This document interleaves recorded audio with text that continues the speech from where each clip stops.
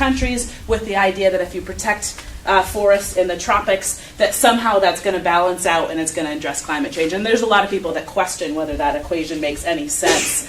But another great problem with these offset projects is they disrupt livelihoods. So any type of forest-dwelling community, but certainly indigenous peoples. And so they no longer will have access to their crops. Even sometimes they're not allowed to do hunting and gathering.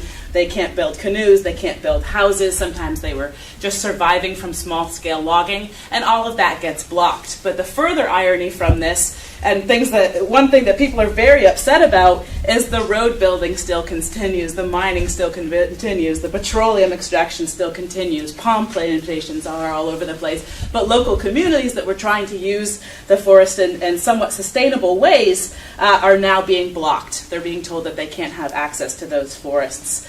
And because there's so much illegal logging that even if they're blocked from those forests, there still could be deforestation in those same areas. And because of the lack of state capacity, because of the corruption that often goes on, you were really often still losing these forests. And at the same time, people have lost their access to livelihoods. So I want to shift here away from problems, though, and I want to think about what some potential solutions are.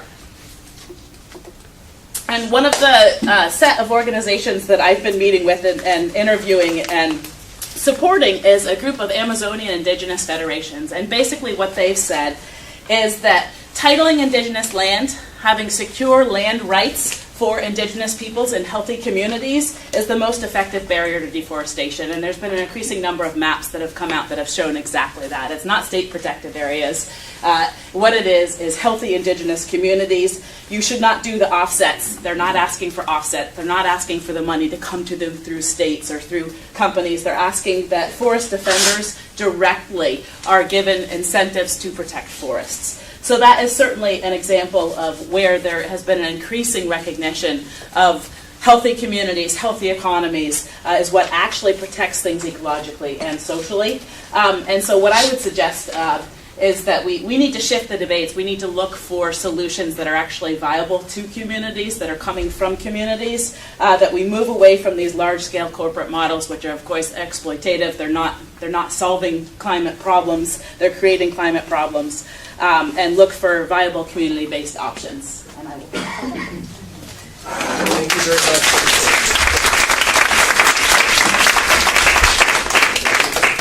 Okay, so now for the remainder, what we're going to do is there are some moderated questions that I have that have been sent in to me by people, and after that we're going to have sort of direct questions from the audience. And one thing I wanted to do, since I know there's been a lot of information for you all, especially if some people may not be familiar with climate change, I'm sure a lot of you are, but I was wondering if we could continue sort of this theme focusing on potential solutions, successes, or at least struggles in that direction.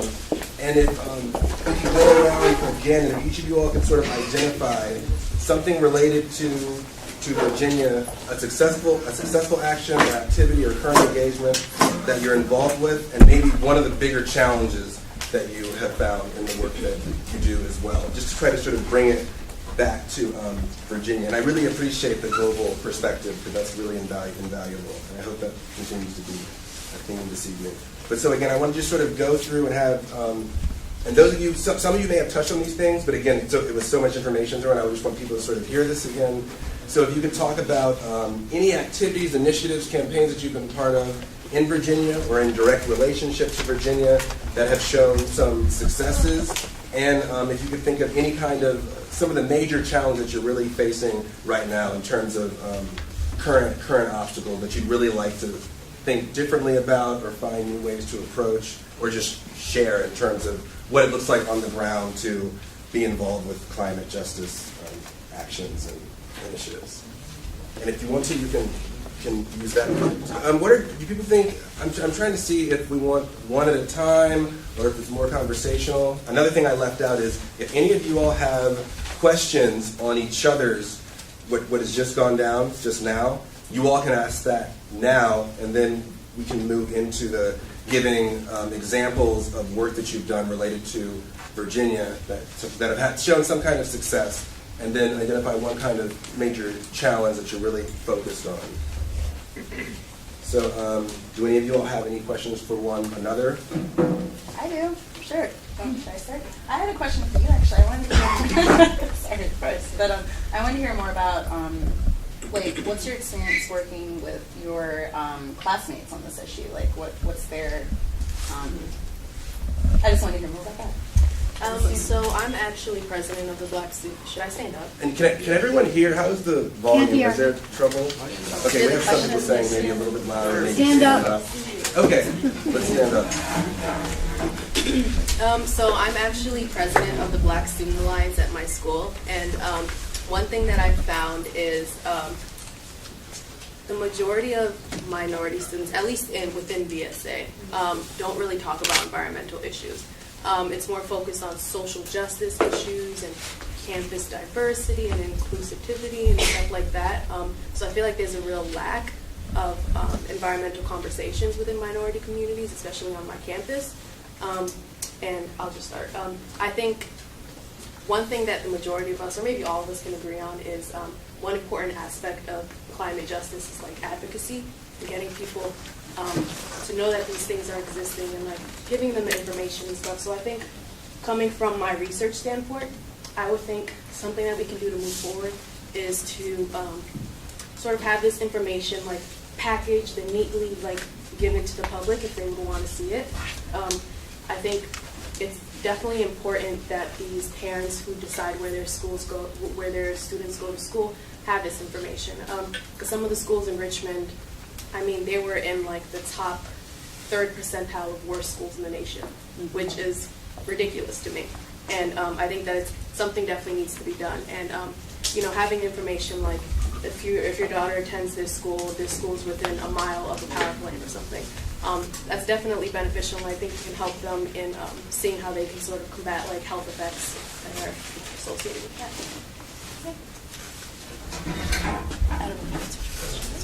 Any other ones? Because we can move on then. So, Actually, I just, oh, you had one? yeah, Go ahead. so we call it an initiative, a specific program.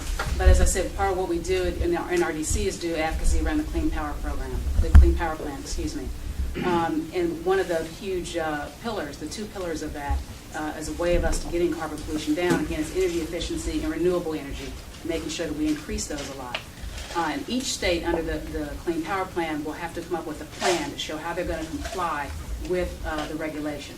Basically, EPA has put out a different standard for each state based on where they are in terms of fossil fuel intensity right now, where they have to bring down their fossil fuel emissions from existing plants by a certain level. And every state has a certain mark to hit.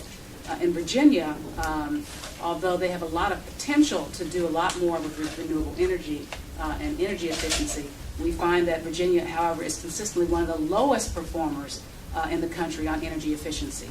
And the utilities typically in Virginia are reducing consumption through energy efficiency only 0.1% a year, whereas our neighbor Maryland is about to hit the 15% reduction mark. And also in other surrounding states, they're doing better.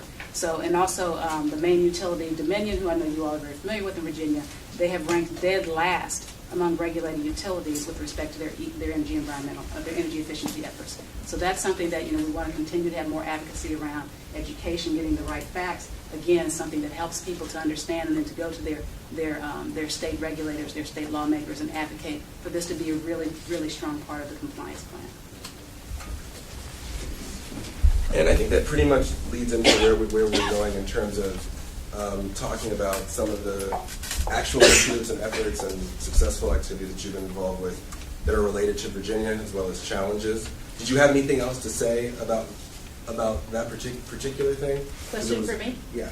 Can I pass my time over? Drew, would you be, is Drew back there? Would you be willing to talk about divestment movements at universities in Virginia? Because I think that would be a super exciting thing to talk about, and he's more of an expert than I am. Is that okay? Is that too unconventional?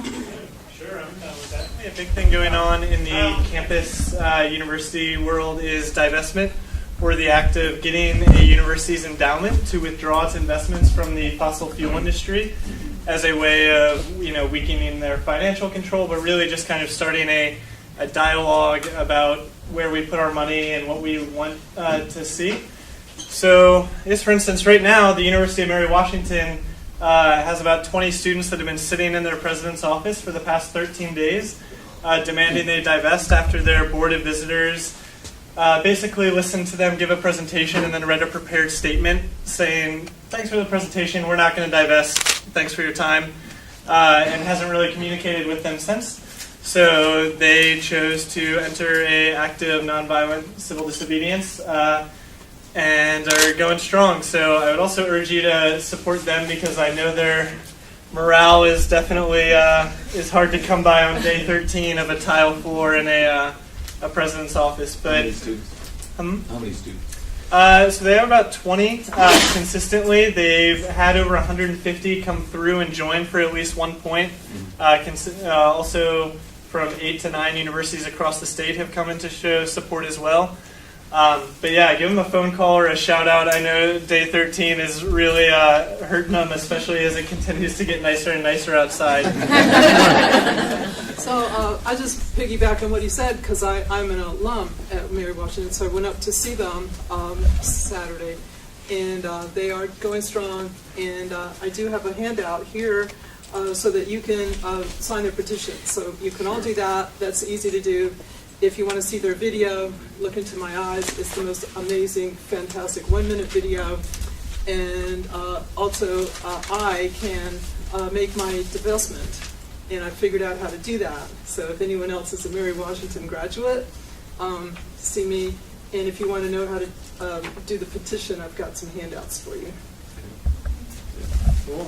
Yeah. Well, thank you for joining the sit-in. And yeah, I think that's a great, awesome win for Virginia students, and just really showcases a lot of what youth in Virginia are working on right now.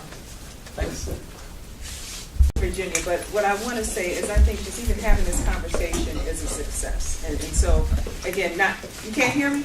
No, I was saying, yeah. Oh, okay. Okay, I thought I could project. But yeah, so, again, still very new here, but I want to thank Quan and others for just bringing EJ into this space. But I think, again, there's also opportunities. And building off of, Mary, what you were talking about in terms of the international landscape, those false solutions can exist here as well. Mm-hmm. And so I think a lot of what I hope to see out of Virginia and out of planning around the Clean Power Plan is that the solutions that are adopted are not actually more detrimental than being helpful. And I speak to that because there's conversations about, cap and trade programs and things of that nature that sometimes prove to not be beneficial to communities of color and low income. So we have to make sure that, we have these 4 building blocks as a part of the Clean Power Plan. We really want to push the energy efficiency piece, but you have to make sure, again, that energy efficiency is accessible, affordable, because there's some ways that you can kind of mess that up where actually the communities that need it can't afford it. You're paying rent on a solar panel that you'll never own. So these are just case studies from different communities. So we have to make sure that the solutions aren't false. They get at the problem. They actually reduce the pollution at the source in those communities that are most impacted, and you're not, again, trading or passing on pollution to other areas. So I would say that the opportunity, again, to not lean into these false solutions and really do that type of analysis to make sure that the communities that are most impacted are going to benefit on the back end.